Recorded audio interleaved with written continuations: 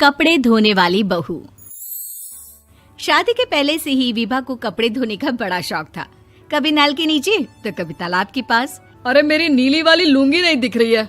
विभा की अम्मा, कहाँ रखी है लुंगी? अरे वो तो विभा ने परसों ही धोकर रखी थी आपकी अलमारी में, देखो वहीं होगी। वो ना मैंने आज धो दी, मुझे लगा कि गंदी हो गई होगी। अरे कैसे गंदी हो गई थी? उसे तो मैंने पहना भी नहीं। हे भगवान, इस लड़की के कपड़े धोने की आदत से परेशान हो गया हूँ मैं। जितना तो घर में राशन नहीं आता, उससे कहीं ज्यादा डिटर्जेंट पाउडर का खर्चा है। इसकी शादी करवा दो, शादी जाए अपने घर में ही करे काम, फिर चाहे घर के कपड़े धोने हो या पूरे गांव के। हाँ ठीक बोल रही हूँ, देखता हूँ मैं कोई लड़का। वो दिन भी आ जाता है जब विभा को देखने लड़के वाले आ जाते हैं। लड़की मुझे अच्छी लगी। होने वाली सास कहती है, बेटी अगर कुछ पूछना है तो पूछ लो। वैसे तो हमारी लड़की बहुत ही शर्मीली है, जो बोल दो वो मान लेती है, इसे क्या पूछना होगा।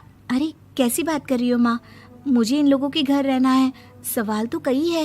हाँ हाँ बेटा, पूछ लो ना, क्या पूछना है।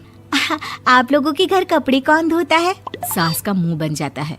देखो, अगर तुम ये कहना चाहती हो कि तुम्हें कपड़े धोने नहीं आते तो सुन लो, कपड़े मैं ही धोती हूँ, लेकिन तुम्हारे आ जाने के बाद मैं रुमाल तक नहीं धोऊंगी। अरे चुप रहना भाग्यवान, बहू बेचारी घर आई नहीं, उसे डराना शुरू कर दिया।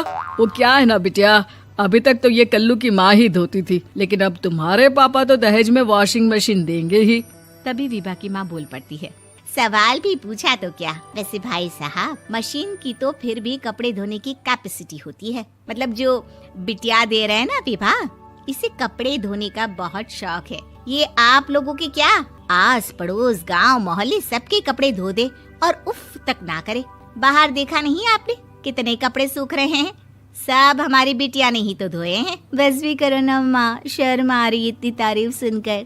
और तो और एक दाग निकाल कर दिखाओ तो मान जाऊं। हाँ अच्छा, माफ करना बेटा, मैंने गलत समझा।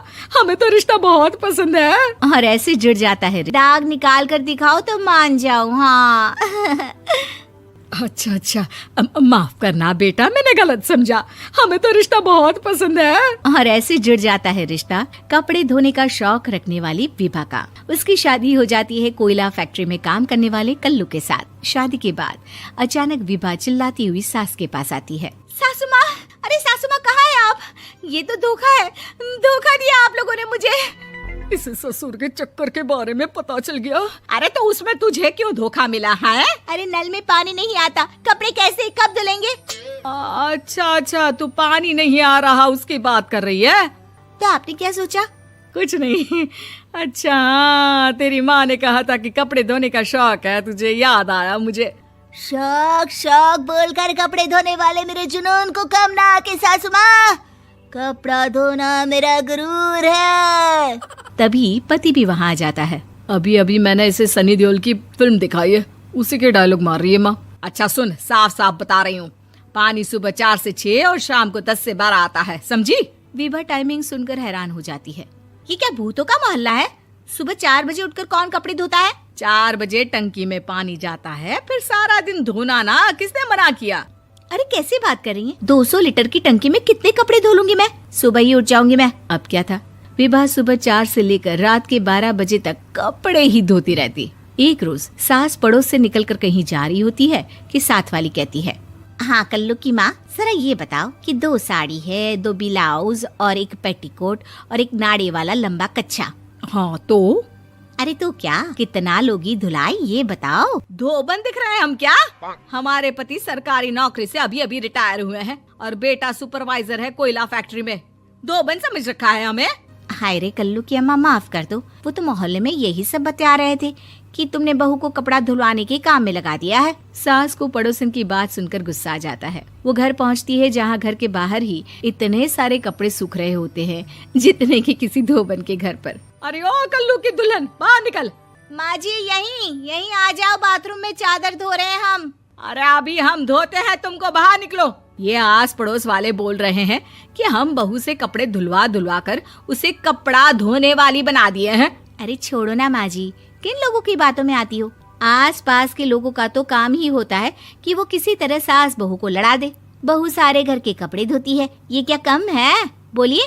सास को भी लग जाता है कि वो बहू का ये सनकीपन नहीं छुड़वा सकती, इससे अच्छा है कि खुद ही चुप हो जाए। एक रोज सास और बहू मंदिर जाते हैं, जहाँ सास की साड़ी वहाँ खड़ी भीख मांगने वाली से मिलती है। माँ जी क्या बात है, आपकी साड़ी उस भिखारन से कितनी मिल रही है ना? हाँ हाँ देखो तो, दोनों की साड़ी मिल रही है। क्या बात है कल्लू की अम्मा, तुम खुद को तो अफसर की बीवी बताती हो और ऐसी सिंपल सी प्लेन साड़ी पहनकर घूमती हो। सिंपल और प्लेन नहीं है ये साड़ी। तो क्या सोने के धागे से फूल बने हैं? कुछ भी सासू माँ, कुछ भी। हाँ बने थे इस साड़ी में सोने के धागे से फूल। मेरे पति लेकर आए थे मद्रास से स्पेशली मेरे लिए 10,000 की। ताहे भाई साहब इस भिखारन के लिए भी सेम टू सेम साड़ी लेकर आए होंगे 10,000 की। सास उस वक्त तो कुछ नहीं कहती, लेकिन बहू के साथ घर आती है और अलमारी से एल्बम निकाल कर लाती है। ये साड़ी देख रही है, ये वही साड़ी है जिसे मैंने अभी पहना था। इस साड़ी में ये जो चमकदार फूल दिख रहे हैं ना, ये सोने के धागों से काढ़े गए हैं। लेकिन तू लोकल वॉशिंग मशीन ब्रश से घिस घिस कर सारे फूलों को निकाल कर साड़ी प्लेन कर दी। मुझे माफ कर दीजिए सासू माँ। और तो और, जब मैंने तुझे तेरी गलती के लिए कुछ नहीं कहा, लेकिन तूने तो सबके सामने मेरा मजाक ही बना दिया। क्यों? बहू को समझ में आ जाता है कि अब से उसका कपड़े धोना बंद।